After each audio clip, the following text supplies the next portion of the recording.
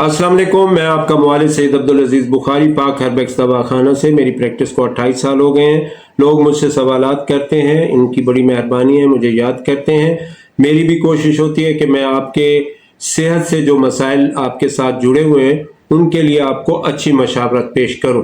तो ये लाहौर से हमारे एक मरीज़ हैं, उन्होंने सवाल किया है बवासीर, बादी और खूनी, और साथ में जो टैग बन जाते हैं, मसे बन जाते हैं, मोके बन जाते हैं, उनके लिए नुस्खा मांगा है। इससे कबल भी मैं बवासीर पे वीडियो बना चुका हूं, अगर आपने नहीं देखी तो मैं आज आपको उससे भी एक बेहतर नुस्खा देने वाला हूं, जिससे बवासीर बादी, बवासीर खूनी ये भी ख़त्म हो जाएंगे। उससे होने वाला दर्द, जलन, कब्ज़, ऐसी तकालीफ भी ख़त्म हो जाएंगी।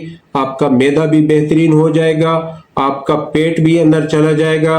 और बेहतरीन बात यह है कि अगर आप मस्सों से परेशान हैं, अगर आपका टैग बन गया है, तो उसके लिए आपको ऑपरेट की ज़रूरत पेश नहीं आएगी। मैं आपको लगाने के लिए एक बेहतरीन वैज़लीन में मिलाकर लगाने के लिए एक बेहतरीन नुस्खा बताऊंगा, जिसके इस्तेमाल से इंशाअल्लाह अज़ीज़ आपके मसे झड़ जाएंगे, बगैर तकलीफ के, बगैर किसी दर्द के।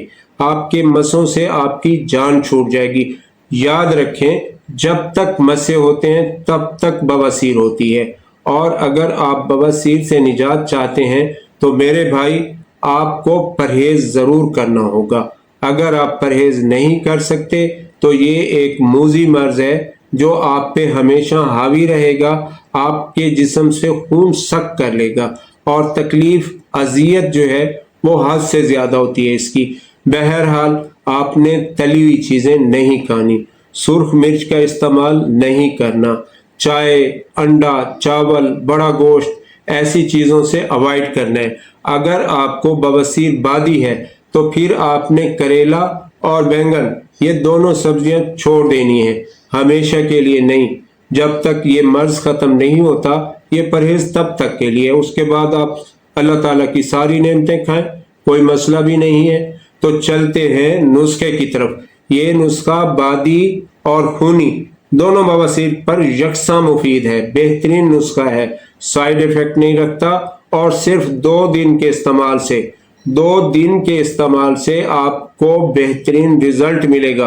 आप अब नुस्खे को नोट कर लें या फिर इस वीडियो को शेयर कर दें और सेव भी कर लें अपने पास, ताकि ये आपके बार बार काम आ सके। तो नुस्खा मैं आपको बताता हूँ। तुखम बकाइन, मगज, नीम 50 ग्राम 50 ग्राम, गंधक मुसफ़ा 30 ग्राम, पोस्त रीठा 20 ग्राम, त्रिफला 60 ग्राम, ये चीज़ें आपने लेनी है।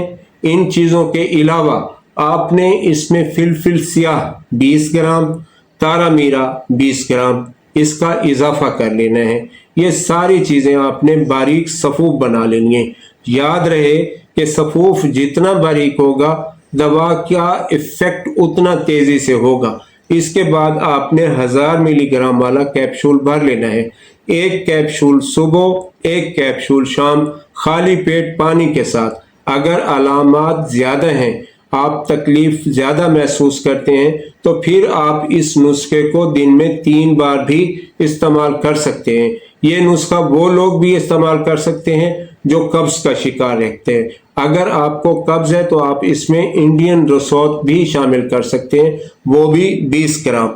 ये सारी चीज़ें आपने अपने पास नोट कर लेनी है। ये नुस्खा बनाना है, इसको इस्तेमाल करना है।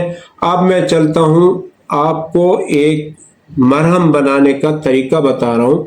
वो मरहम आप लगाएंगे मसों पे तो इंशाअल्लाह अज़ीज़ आपके मसे 20 रोज़ में झड़ जाएंगे, वो भी बगैर तकलीफ के।